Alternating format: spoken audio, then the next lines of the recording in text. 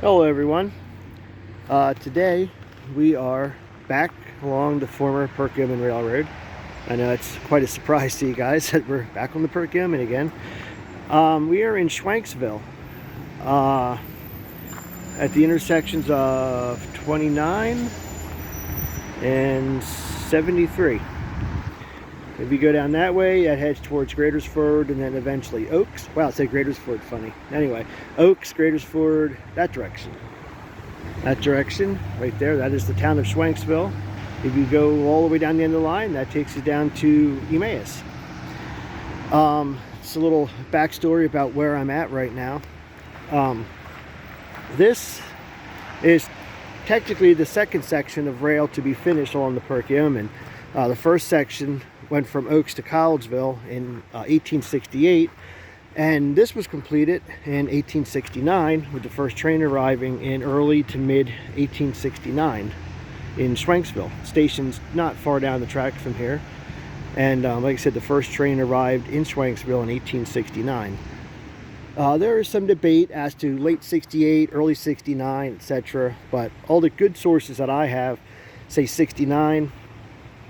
Even an old photograph with the first steam engine, which ironically was called the Perkiomen, 440 American type steam engine, that came down the line, and as a picture says, first engine to serve our community in 1869. This, like I said, this was the second section of line completed down through here, and it was also one of the first sections of track that was abandoned and taken out of service after Hurricane Agnes. So, so one of the first in and one of the first to be taken out of service after Hurricane Agnes. So it's been quite some time since you saw any type of rail action down through here. So the reason I'm here today, besides I haven't done a video in a little while, is there's been a picture floating around the internet lately on a lot of Facebook groups, railroad groups, Perk Railroad Group, Perkiomen Trail Group, a lot of groups, a lot of groups have been posting this picture, and it is of this section right here. Now, I'm going to see if I can. I brought my tablet with me, and I kind of didn't count for the glare that may be on the lens or on the screen, so I'm going to try my best. So if you look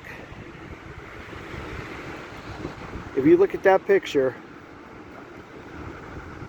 right here, and you look right there, that's where we are at. That is the same spot right there. Again, that's 73, which that actually was once a covered bridge back in the day. Believe it or not, that was once a covered bridge. I don't think much is left from the original bridge. I don't think the footers or anything's original, but that was once a covered bridge. So that's 73, and that's 29 up there. And if I can get a better shot of this picture without a glare, if you look straight ahead, that is the intersection of the tracks, which is now the trail. Again, this was first completed in 1869. It was abandoned after Hurricane Agnes sometime 72, 73 because of damaged infrastructure and lack of rail. Rail stopped coming through here. So if you look, there's obviously really nothing left today from this photo. But if you look right here, this little building here, that at one time was a gatekeeper's house. In this photo, well, what a gatekeeper was back in the day, before you had automated gates that came down to, block the traffic when trains came through. Back in the day, they were done by hand, and they have what was, and mostly like, well, much like today, busy intersections. Not every intersection has one, but this was a very busy intersection on its day, and it actually still is. So they had a thing at one time, which was called a gatekeeper's house. Which, wow, this glare really is bad. That's the gatekeeper's house right there. In this photo, they don't have, it looks like they don't have gates anymore. Or is that a gate there? It's really hard to tell. So this here,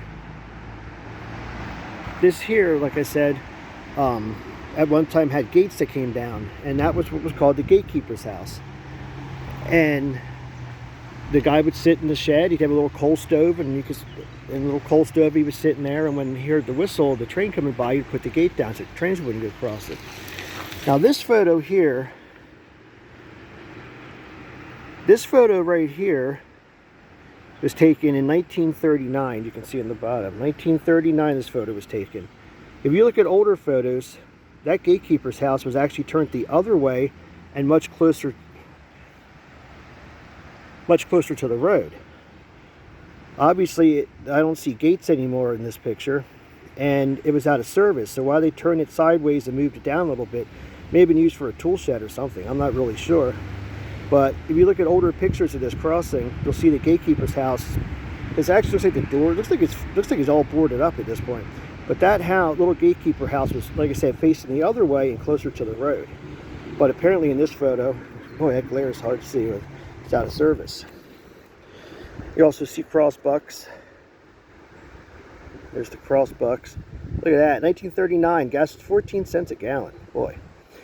There's also a siding, which if you see, the siding,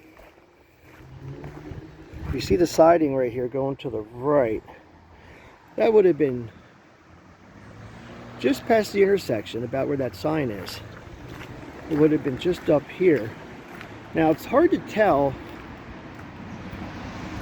exactly what that siding was for, because if you go up there now, it drops off the side of the cliff. Not cliff, but it drops down the hill pretty steep right there. So I don't know what it was for. But in back in the one point in time, as of 1900, Schwanksville actually had several sidings.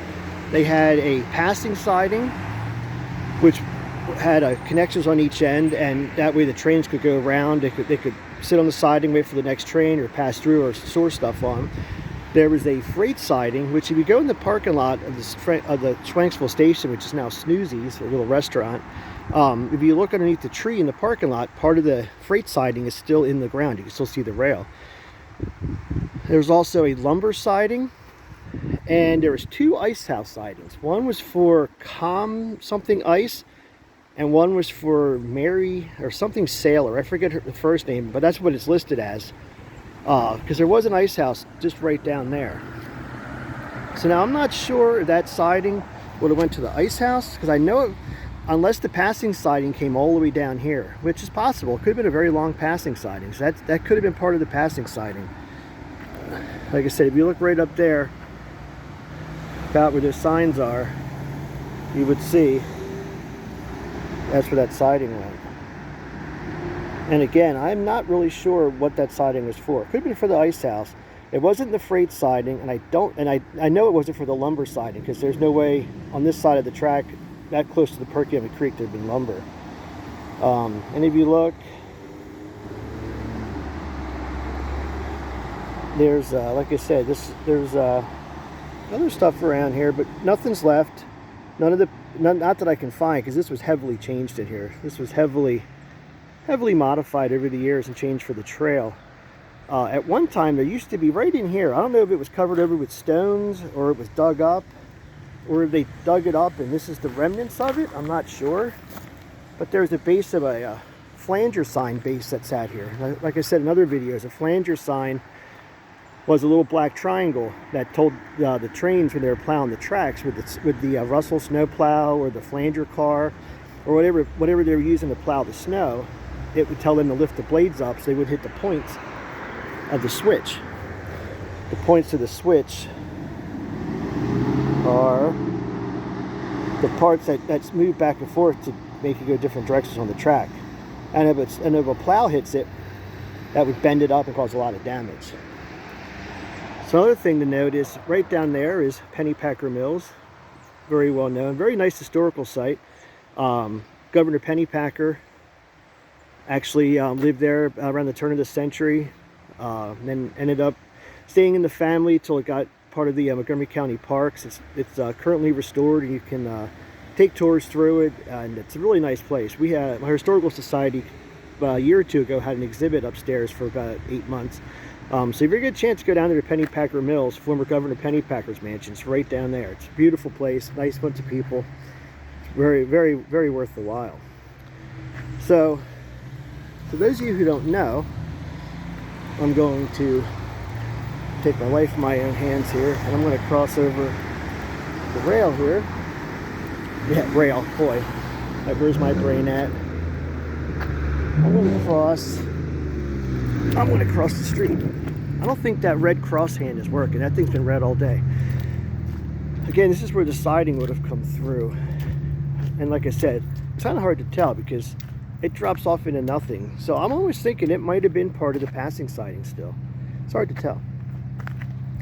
So some of you may know, this is Route 29 right up here. And at one time it was called Gravel Pike. And there was a toll on it. You had to pay a toll to go through it. Now, I'm going to try to find this. See how bad the glare is. You see the tracks and you see the road right in front of it, right going across. That's 29 going that way. This is 73 coming up. That was the toll keeper's house for the toll. It was taken down sometime in the 1940s when they widened 29. So, boy, that glare's bad. Anyway, so that was the toll keeper's house. And that sat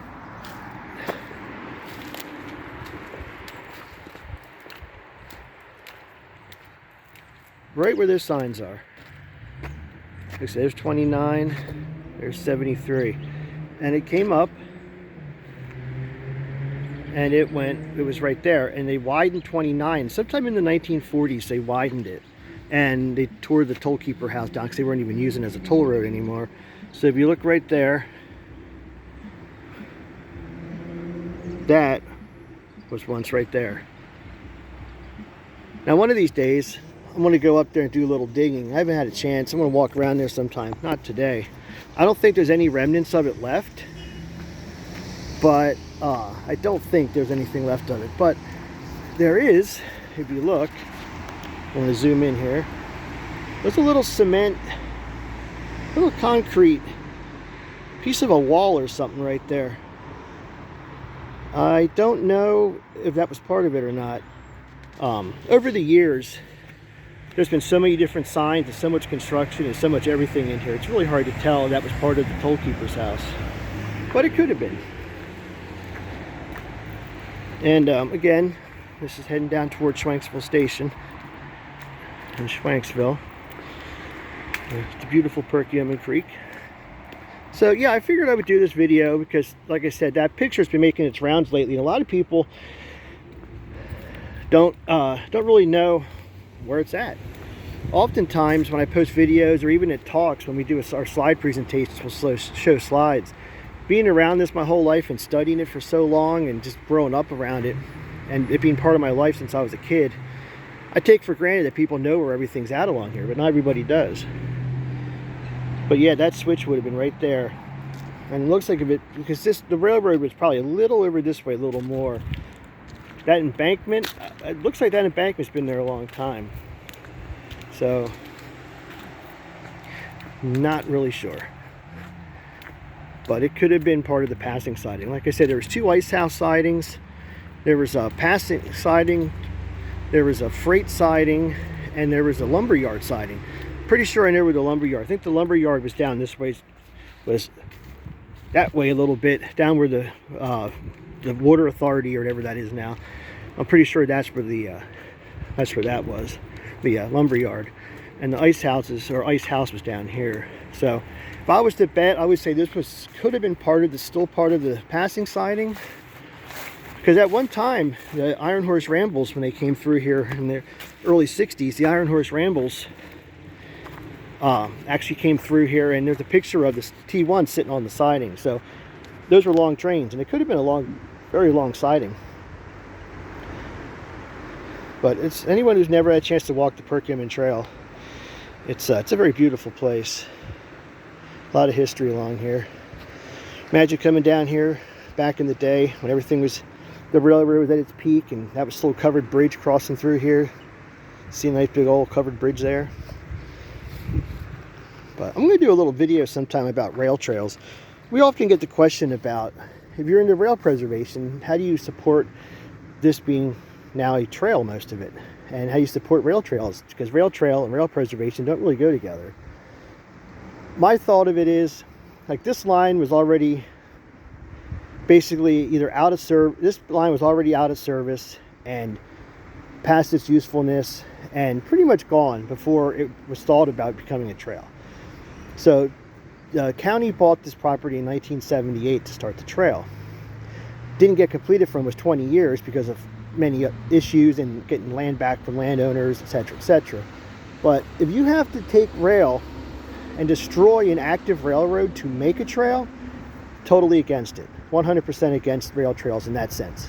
There's a lot of places, there's a place up in New York that's going through it. There's other places where the county wants a trail and they don't like the trains and they want to destroy the railroad to make a trail. That I don't believe in. But if it's a line that's been abandoned for years and, you know, I think it's great. If it's already been an abandoned line, I think it's a great idea, because people like me can study it and can still be part of what the railroad was. So it's I think it's great if the rail's already abandoned, but I don't think it's great if you have to destroy the line for it. So anyway, thanks for checking it out, and I will see you next time.